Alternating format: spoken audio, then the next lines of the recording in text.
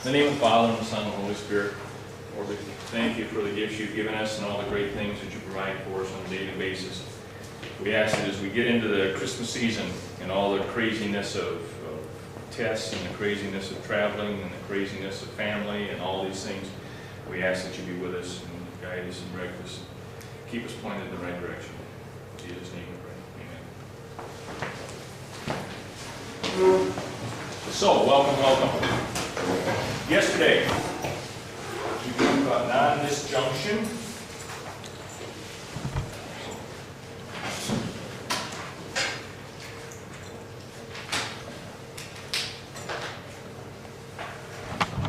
Which was a situation where during meiosis, during cell division, instead of forming, we started with a cell that had 46 chromosomes, instead of forming egg or sperm cells that each had 23 chromosomes, what you should have, we ended up with a situation where the cells didn't divide the way they're supposed to, and we ended up with maybe a cell here, a sperm cell or an egg cell, more likely an egg cell, with 22 chromosomes, and one over here with 24 chromosomes. We didn't get an equal division of cells. Okay? And in most cases then, if that egg is fertilized by a sperm, and the sperm was normal, had 23, you end up then with 47 chromosomes instead of 46. And as we said, most of the time, this is different enough that it does not develop. It miscarries, okay? And chances are it miscarries very, very, very early, and you don't even know you were pregnant, okay? There's some strange numbers here, folks, and I'm not going to go into all the details of it, but this is in the college anatomy book that I use, and I don't know how they discovered or how they came up with these numbers. They said out of every 100 eggs that are exposed to a sperm, which means that a couple has intercourse around the time when she ovulates, around the time when she releases an egg. So out of every 100 eggs exposed to the sperm, 34 of those end up with a live birth. Okay, something like 80 of them, 86 I think was the number, 86 are fertilized. So a couple has intercourse around the time when she ovulates. If that happens to, let's say, 100 women, 86 of those, the egg will be fertilized. But almost all of those babies don't develop. Okay, why? Because something happens early in mitosis. Early as that baby's developing, something happens, and and nature stops that pregnancy. Almost always it stops it in the first week or two, before a woman ever knew she was pregnant. Okay? So to have a healthy baby be born is kind of against the odds. Now, maybe you have a miscarriage here when you're 3 months pregnant or 4 months pregnant. Those happen, but those are actually pretty rare. The miscarriages that occur are the ones that are in the very first week or 2 weeks after fertilization. Okay, and those are very common, but in many cases you didn't even know you were pregnant, which is kind of interesting. Okay. Well, we talked about Down syndrome, which is also called trisomy 21. And Down syndrome is when this non-disjunction occurs on the 21st pair of chromosomes.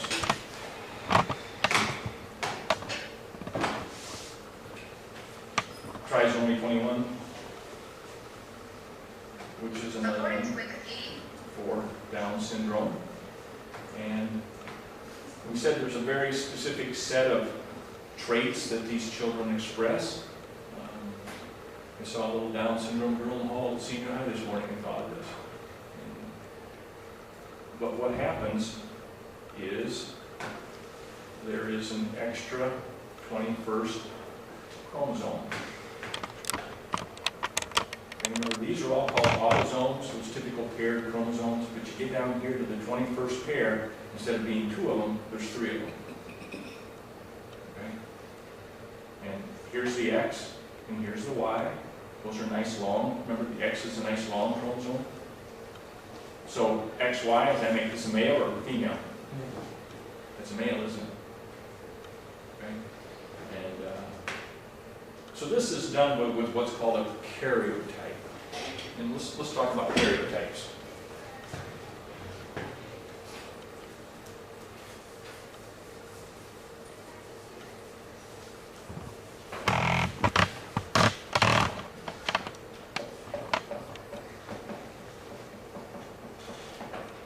A karyotype is a way of looking, taking a sample of tissue. You could just scratch like that inside your cheek cell. And you just stripped off a bunch of cells. And all those cells have chromosomes in them. So you can look at a single cell. And if you get that cell at the right stage of its life, you can stain the chromosomes. And you can see them underneath the microscope. Okay? So if you're going to make a karyotype,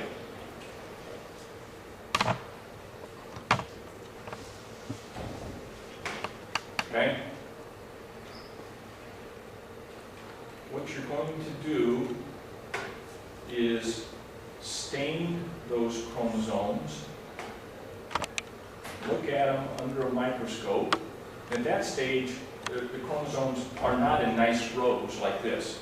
They're all kind of scattered. Okay, you're going to take a picture of them. Find maybe a better shot of that.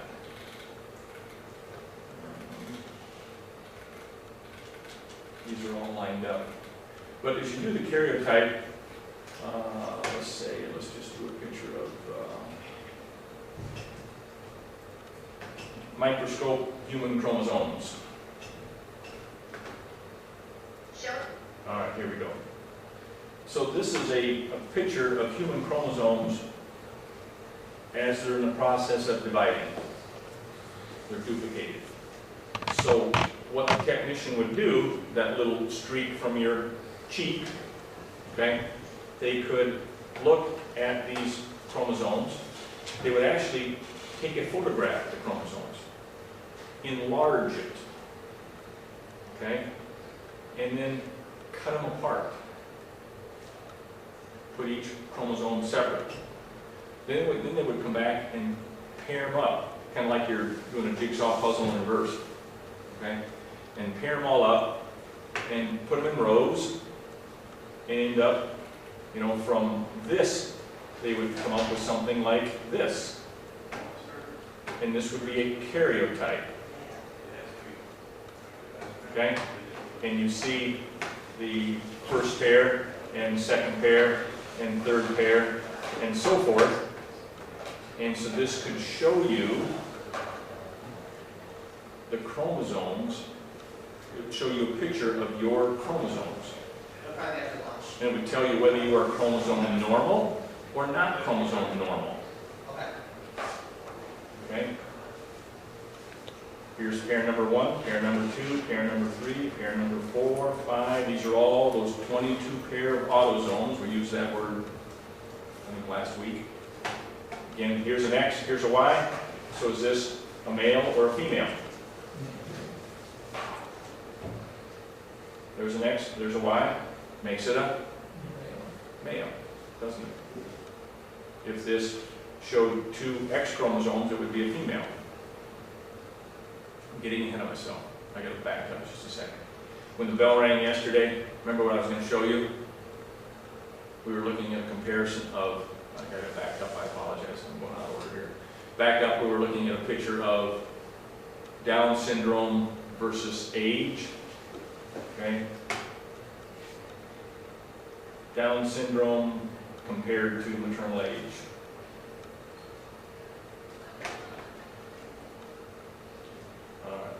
Bam, that's where we left yesterday. Here's the risk of Down syndrome, and these are in percents. This is mom's age. This is mom's age. So if you have your baby at age 20, there's mom's age. What's your risk of Down syndrome?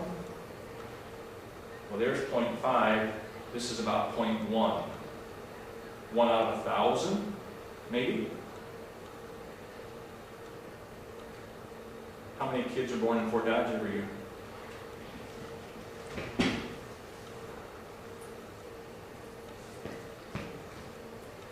How big's the graduating class at senior high school? 280. Yeah, 300 in round numbers. Okay. How big's your graduating class over here? 50 or 60? So there's 300 and, in just rough figuring, there's maybe 400 babies born in Fort Dodge every year. Okay? This says the risk of Down syndrome is about 0.1%, which says you probably have less than one Down syndrome child born in Fort Dodge every year. Okay? But, and that number stays about the same for moms about 30, and you go 31, 32, 33, up to age 40, up to age 45. If that 45-year-old woman is having a baby, her risk goes up to about somewhere over 3%. 3 out of every 100. Now that's not real significant unless you're one of those. Then it is. I mean, the risk increases a lot. Okay? So, a woman has had a baby that's Down syndrome, her first baby, whatever age. What's her concern? She wants to have another baby? What's in the back of her mind all the time? Will it be Down syndrome? Okay, is my next baby going to be Down syndrome? There's a process that involves a karyotype that you can do in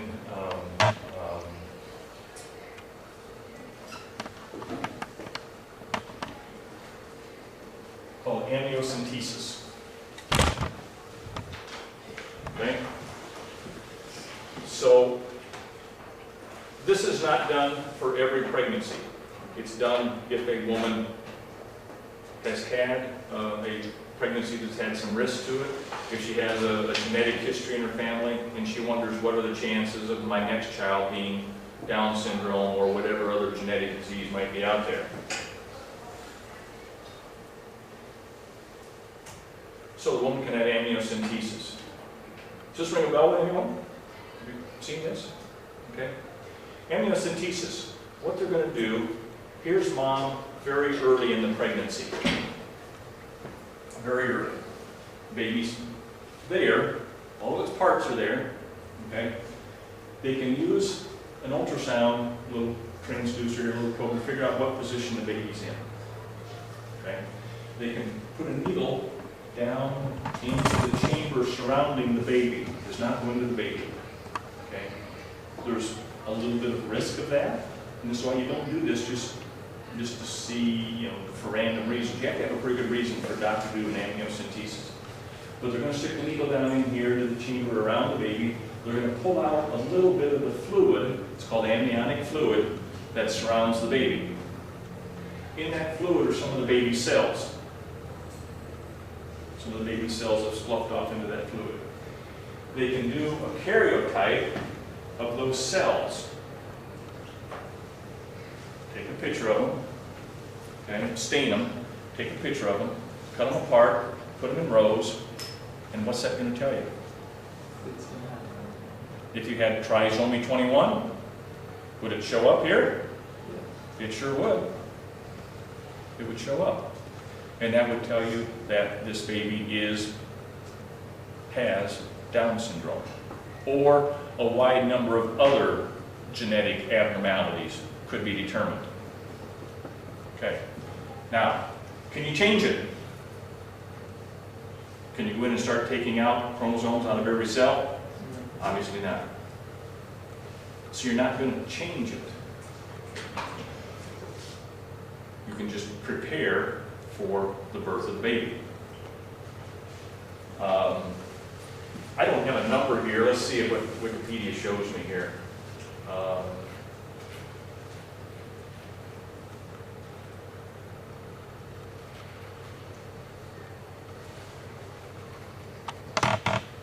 Usually done between 14 and 16 weeks of pregnancy.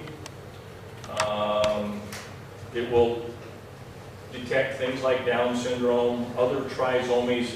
This is trisomy 13 is obviously there's an extra 13th chromosome, an extra 18th, and Fragile X. There is a pretty high number of diseases that can, or disorders that can be detected here.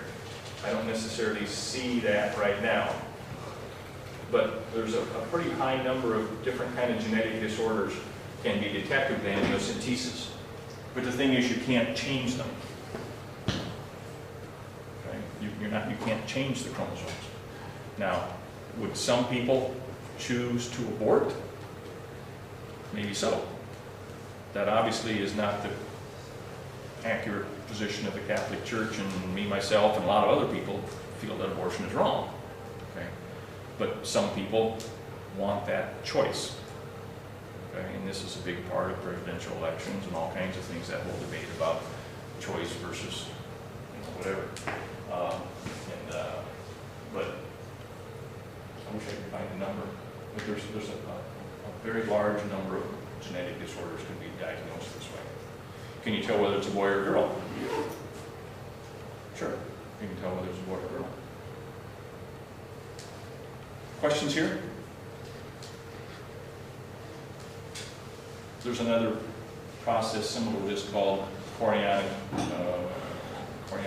villa sampling, where they can go in and take a little, while mom's pregnant, instead of going into the amniotic cavity, they can go into the, look to the amnion, the placenta area, and take a little sample of the placenta. Because the placenta is part of the baby. It's not a part of mom, it has baby cells in it. So actually you can take a little sample of that tissue too, and do a karyotype of that, and look at the genetics. As we talked about this job, we talked about there's lots of careers involved in genetics and genetic counseling and those kinds of things.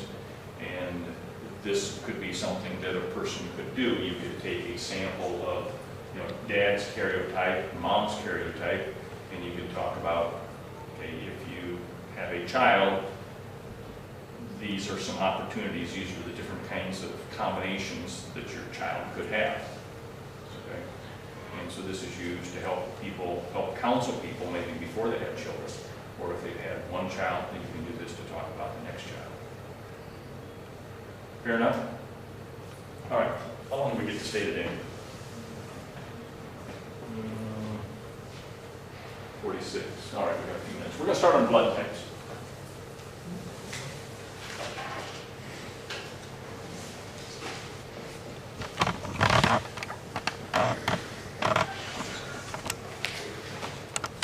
Did you know your blood type? What type are you? O negative. O negative. And how do you know that? Both my parents were, and I think they know. Okay. They figured that out. I don't know how they figured it out. If both your parents are O negative, you have to be O negative. That's exactly correct. All right. What are the 4 blood types? And by the way, there's lots of what are called blood groups. There's like over 30 of them. But when I ask you what's your blood type, you automatically think of the A, B, O group. That's the common blood type. We'll also talk about RH. But the 4 blood types you can have is type A, type B, type AB, or type O. Those are the 4 blood types that you can have. Does any one of those blood types make you run faster? Anyone make you jump higher? Anyone make you smarter? Make you any advantage? Make you more resistant to disease? Anything like that? No. There's no advantage to having one or the other. Okay? Now, all of the genetics we've been talking about so far have been dominant recessive, blood type is not dominant recessive. It shows some different patterns. Okay? Here's your 2 chromosomes that are carrying information about blood type. So you have 2 alleles, 2 genes there that have information about blood type. It's very possible that you would have the A gene over here, and you would have the A gene over here. That is certainly going to give you type A blood.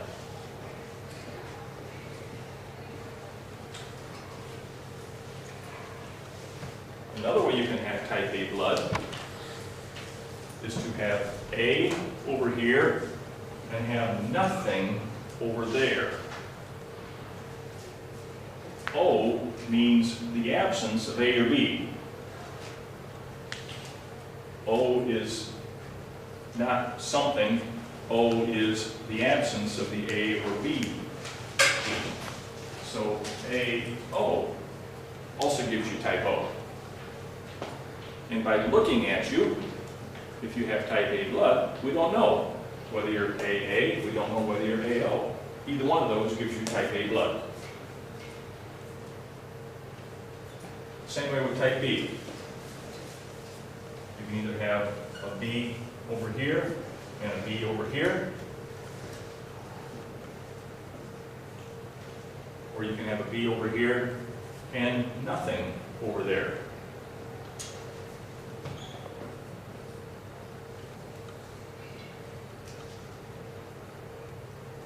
If you have an A over here and a B, or you can flip them, put a B here and A there. If you have one A gene and one B gene, one A allele, one B allele, you have type AB blood.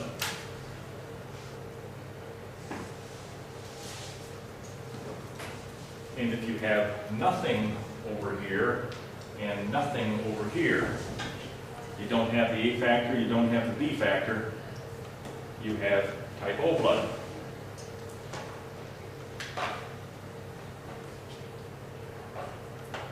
And like I say, it makes no difference as you live your life.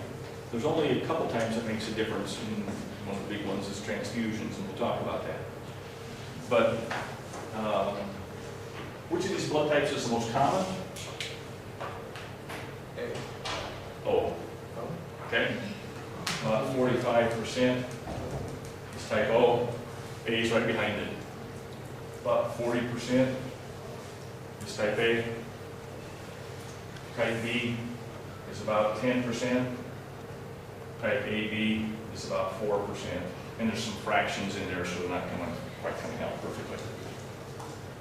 Now this varies with your genetics, by the way.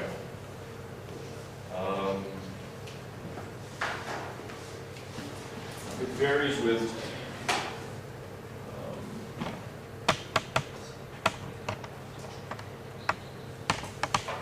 where your family's from. If we look at Wikipedia,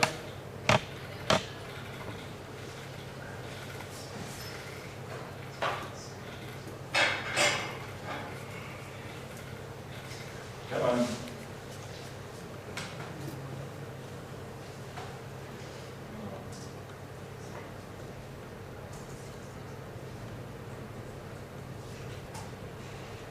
If we look at the ethnic groups,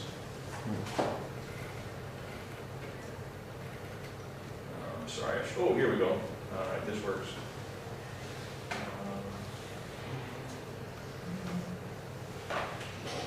Now, this is throwing in positive and negative Rh factors, and I've not gotten there yet. But for example, if you look at Caucasians, this is saying that 37% are O positive, 8% are O negative. That's where the 45% came from. It's saying that 33% is A positive, 7% is A negative, so there's the 40%. And they went to 11 and 4. Okay. African Americans, 51% is type O, 26% type A. If you're Hispanic, 57% is type O. If you're Asian, 40% is type O. Okay. So this varies according to your ethnic population.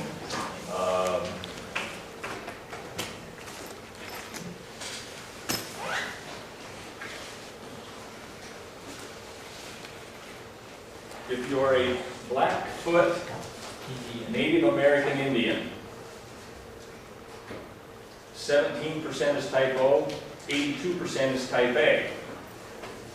Nobody is type B, and only one, how's that going to work? That's interesting. There is a girl in our grade whose father is Blackfoot Indian. Really? Okay. This is kind of, they must be rounding off fractions here, because they're saying there's no type Bs, and there's 1% AB. Well, if there's 1% AB, that means there has to be some Bs too. Okay? But, you're an Aborigine, Australia.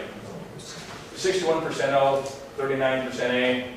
So, and there's no Bs and no ABs. So you find this person in class and they say, by golly, I'm 100% Aborigine. And you say, what blood type are you? I'm type AB. You say, you're not 100% anymore. Okay?